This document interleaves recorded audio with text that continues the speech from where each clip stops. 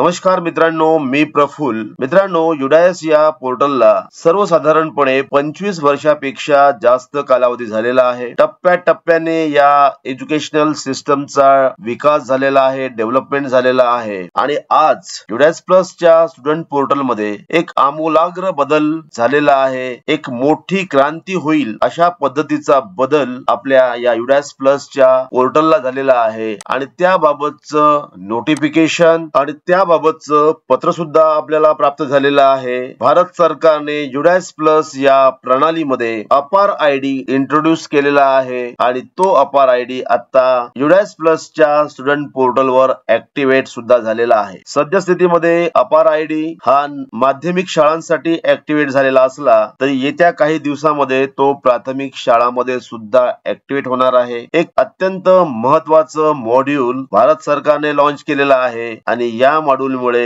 येत्या काही वर्षामध्ये विद्यार्थ्यांसाठी युडायस प्लसचा डेटा आणि अपार आयडी अत्यंत उपयुक्त ठरणार आहेत. अपार आयडी तयार करण्यासाठी आपल्याला भारत सरकारच्या अकॅडमिक बँक ऑफ क्रेडिट्स या वेबसाईटला जाऊन अपार आयडी तयार करावा लागतो. 12 अंकांचा हा अपार आयडी आहे आणि हा अपार आयडी या पोर्टलवरून तयार करताना काही क्रिटिकल स्टेप्स आहेत. त्या सर्व स्टेप्स अवॉइड करून भारत सरकारने युडायस प्लसच्या स्टुडंट पोर्टलला स्टुडंट मॉड्यूलला अपार मॉड्यूल ऍड केलेला आहे आणि हा अपार मॉड्यूल येत्या काही वर्षामध्ये विद्यार्थ्यांच्या सर्व बाबीमध्ये मदत करणारा होणार आहे. विद्यार्थ्यांचे रिझल्ट्स, विद्यार्थ्यांचे डॉक्युमेंट्स, विद्यार्थ्यांची वेगवेगळी माहिती या अपार मॉड्यूलच्या माध्यमातून डिजी लॉकरला स्टोअर होणार आहे आणि विद्यार्थी यापुढे कुठेही स्थलांतरित झाला, कुठेही शिकायला गेला तरी त्याच्याशी कनेक्ट असलेला हा अपार आयडी आणि त्याची इन्फॉर्मेशन त्याला भविष्यामध्ये उपयुक्त ठरणार आहे आणि त्या दृष्टीने अपार मॉड्यूल जो सुरू झालेला आहे त्यावर आज आपण चर्चा करणार आहोत. मित्रांनो, मी प्रफुल्ल, एज्युकेट भारत या युट्यूब चॅनल मध्ये आपल्या सर्वांचं स्वागत आहे. माझी विनंती आहे की हा व्हिडिओ सुरू करण्यापूर्वीच आपण या चॅनलला सबस्क्राईब करावं. व्हिडिओ नक्कीच आवडणार आहे कारण व्हिडिओ मध्ये मी सर्व बाबी स्पष्टपणे सांगणार आहे. व्हिडिओला लाईक करावं आणि हा व्हिडिओ सर्वांना शेअर करावा. तर चला आपण अपार मॉड्यूल वर क्लिक करू. अपार मॉड्यूल सध्या तरी माध्यमिक शाळांसाठी सुरू झालेला आहे. अपार मॉड्यूल वर क्लिक केल्यानंतर आपल्या समोर एक स्क्रीन येईल. या ठिकाणी आपल्याला एक क्लास सिलेक्ट करायचा आहे, सेक्शन सिलेक्ट करायचा आहे आणि गो वर क्लिक केल्यानंतर विद्यार्थ्यांची माहिती आपल्या समोर येईल आणि या ठिकाणी आपल्याला basic details, class, student pen, profile आणि अपार आयडी चा स्टेटस, अपार आयडी आणि ऍक्शन असे वेगवेगळे कॉलम्स आपल्याला पाहायला मिळतील. राईट साइडला जनरेट बटन आहे. या जनरेट बटन वर क्लिक करून आपण अपार आयडी प्रोसेस करू शकता. परंतु मित्रांनो, तत्पूर्वी विद्यार्थ्यांचा अपार आयडी जनरेट करण्यापूर्वी आपल्याला काही प्रिकॉशन्स घ्यायचे आहेत. पहिलं प्रिकॉशन घ्यायचं आहे की विद्यार्थ्याचं आधारवरचं नाव आणि त्याची इन्फॉर्मेशन अचूक आहे की नाही याची खात्री करून घ्यायची आहे. तो विद्यार्थी अपडेट असला पाहिजे आणि ही सगळी माहिती बघण्यासाठी आपल्याला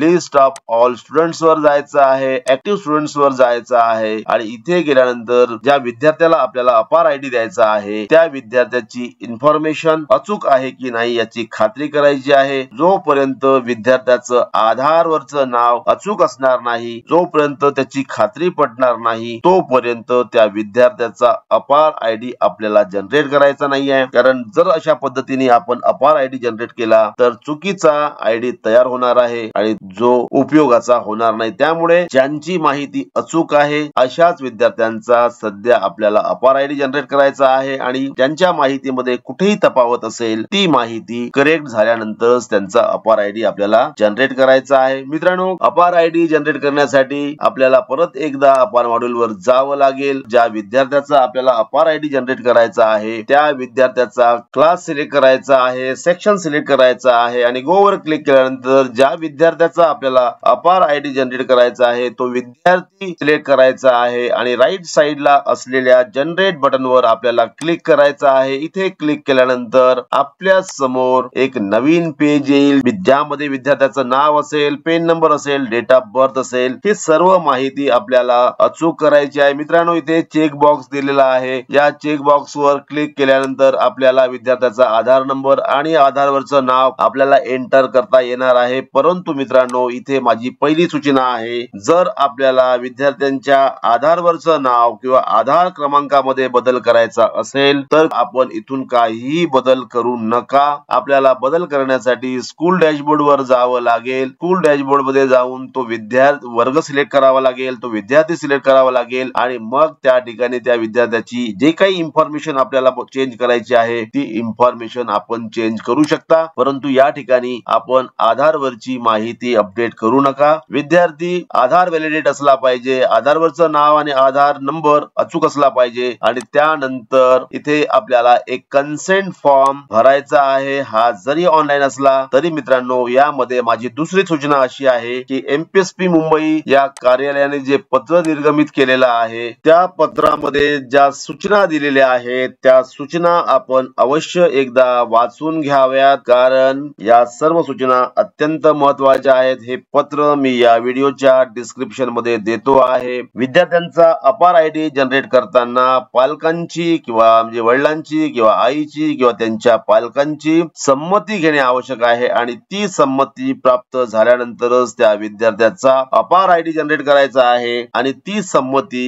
घेण्यासाठी आपल्याला शाळा स्तरावर शाळा व्यवस्थापन समिती किंवा पालक शिक्षक संघ किंवा माता शिक्षक संघ, माता पालक संघ अशा बैठका आपल्याला अरेंज करायच्या आहेत. त्यांना या अपार आयडी बद्दल, डिजी लॉकर बद्दल माहिती द्यायची आहे, त्याचं महत्व पटवून द्यायचं आहे आणि ते महत्व पटवून दिल्यानंतर त्यांच्याकडून एक कन्सेंट फॉर्म भरून घ्यायचा आहे. मित्रांनो, कन्सेंट फॉर्मचा नमुना मी तयार केलेला आहे आणि हा नमुना आपल्याला या व्हिडिओच्या डिस्क्रिप्शन मध्ये दिलेला आहे. तो आपण डाउनलोड करून घेऊ शकता आणि या कन्सेंट फॉर्म सोबत त्या पालकांना त्यांचा वोटर आयडी किंवा आधार कार्ड किंवा पॅन कार्ड किंवा ड्रायव्हिंग लायसन्स किंवा पासपोर्ट अशी जे डॉक्युमेंट असतील एक डॉक्युमेंट त्यांच्याकडून घ्यायचं आहे, कारण या डॉक्युमेंटचा उपयोग आपल्याला एबीसी कार्ड काढण्यासाठी होणार आहे. तर चला मित्रांनो, आपण त्या विद्यार्थ्याचा कन्सेंट फॉर्म भरून घेऊ. इथे आपल्याला विद्यार्थ्याच्या वडिलांचं किंवा आईचं किंवा पालकाचं नाव लिहायचं आहे. त्यानंतर इथे ज्यांचं ते वडील आहेत की आई आहे ते सिलेक्ट करायचं आहे. इथे विद्यार्थ्याचं नाव येणार आहे. इथे तुम्ही कोणतं प्रूफ जोडणार आहे तो प्रूफ आपल्याला सिलेक्ट करायचा आहे. या ठिकाणी जो प्रूफ आपण जोडणार असाल तो नंबर एंटर करायचा आहे आणि त्यानंतर मग आपल्याला प्लेस ऑफ फिजिकल कन्सेंट म्हणजे शाळेचं नाव एंटर करायचं आहे किंवा गावाचं नाव एंटर करायचं आहे. ज्या दिवशी आपण हे कन्सेंट घेतलेलं आहे ती डेट आपल्याला नमूद करायची आहे. इथे मुख्याध्यापक यांचं नाव येणार आहे आणि मित्रांनो, मुख्याध्यापक यांचं नाव या ठिकाणी अचूक येणे आवश्यक आहे, कारण मुख्याध्यापक ते कन्सेंट लिहून घेत आहेत आणि जर या नावामध्ये कुठेही प्रॉब्लेम असेल तर मग आपल्याला युडायस प्लस मध्ये जावं लागेल. Log in for school directory आणि युजर मॅनेजमेंट मध्ये जाऊन लॉग इन करून आपल्याला स्वतःचं मुख्याध्यापक यांचं नाव चेंज करून घ्यावं लागेल आणि त्याबाबतचा व्हिडिओ मी ऑलरेडी शेअर केलेला आहे. त्याची पण लिंक मी या व्हिडिओच्या डिस्क्रिप्शन मध्ये देतो आहे. तो व्हिडिओ आपण अवश्य बघून आपलं नाव चेंज करून घ्यावं आणि ही सर्व माहिती भरून झाल्यानंतर आपल्याला सबमिट या बटनवर क्लिक करायचं आहे आणि सबमिट या बटनवर क्लिक केल्यानंतर are you sure you want to generate APAAR ID अशा पद्धतीचा मेसेज आलेला आहे. कन्फर्म वर आपल्याला क्लिक करायचं आहे आणि इथे क्लिक केल्यानंतर आपल्या समोर एक मेसेज येईल की student name in the school record should be similar to that the name as per Aadhaar, म्हणजे त्याचं मूळ नाव आणि आधारवरचं नाव यामध्ये काहीतरी तफावत आहे असा हा मेसेज आहे. मग आपल्याला स्कूल डॅशबोर्ड वर जावं लागेल. स्कूल डॅशबोर्ड वर जाऊन तो वर्ग सिलेक्ट करावा लागेल, तो विद्यार्थी आपल्याला सिलेक्ट करून घ्यायचा आहे आणि इथे बघा, इथे तुम्हाला इथे विद्यार्थ्याचं नाव बरोबर आहे, वडिलांचं नाव बरोबर आहे, पण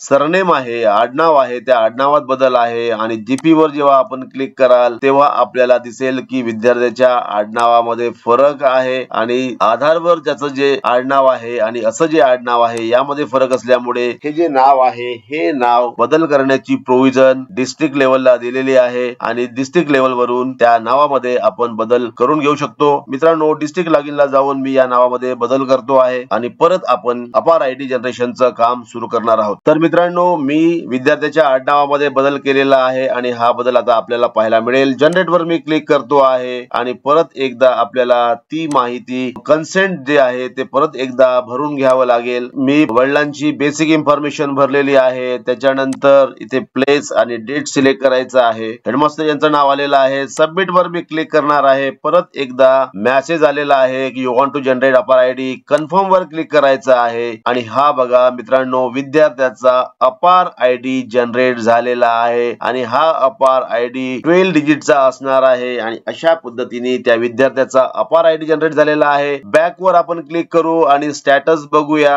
आणि जेव्हा आपण स्टॅटस बघू तेव्हा त्या विद्यार्थ्याचा स्टॅटस जनरेटेड आहे आणि त्याच्या नावासमोर अपार आयडी आलेला आहे. मित्रांनो, अत्यंत सोपी पद्धत आहे आणि अत्यंत फास्ट अपार आयडी जनरेट करण्याची प्रोव्हिजन युडायस प्लसच्या सॉफ्टवेअरला उपलब्ध झालेली आहे. जर आपल्याला abc.gov.in या वेबसाईटला जाऊन जर अपार आयडी तयार करावा लागला असता तर ही मेथड खूप किचकट झालेली असती, परंतु युडायस प्लसच्या सॉफ्टवेअरने अपार आयडी जनरेट करण्याची अत्यंत वेगवान अशी पद्धत विकसित केलेली आहे आणि हा जो बदल आहे हा बदल मैलाचा दगड ठरणार आहे. एज्युकेशनल हिस्ट्री मध्ये याचं फार मोठं महत्व होणार आहे आणि त्याबाबतचं पत्र माननीय राज्य प्रकल्प संचालक आर विमला मॅम यांचं हे पत्र आहे आणि या पत्रामध्ये केंद्र शासनाने अपार आयडी बाबत जे निर्देश दिलेले आहेत त्याबाबत सर्व मुख्याध्यापक शिक्षक यांना विनंती आहे की ज्या ज्या विद्यार्थ्यांचे आधार आणि आधारवरचं नाव आणि आपल्या दाखल खारिजवर असलेल्या नावामध्ये काहीही बदल नसेल आणि ती माहिती जर अचूक असेल तर मग विद्यार्थ्यांचे अपार आयडी तात्काळ जनरेट करावे आणि त्यासाठी सर्व पालकांची एक सभा आयोजित करावी आणि त्या सभेमध्ये त्यांचं कन्सेंट घ्यावं, त्यांची संमती घ्यावी, त्यांच्याकडे उपलब्ध असलेले कुठले तरी एक पुरावे घ्यावेत आणि विद्यार्थ्यांचे अपार आयडी जनरेट करावेत. मित्रांनो, अत्यंत महत्वाचा व्हिडिओ मी आपणास शेअर केलेलो आहे. एज्युकेट भारत या युट्यूब चॅनलच्या माध्यमातून पुन्हा एक नवीन प्रयत्न मी केलेला आहे. आपणास माझी विनंती आहे की आपण या चॅनलला पहिल्यांदा आला असाल तर चॅनलला सबस्क्राईब करावं, बाजूच्या बेल आयकॉनवर प्रेस करावं आणि हा व्हिडिओ सर्वांना शेअर करावा, व्हिडिओला लाईक करावं. पुन्हा भेटू नवीन व्हिडिओसह. तोपर्यंत सर्वांना खूप खूप शुभेच्छा. Thank you so much.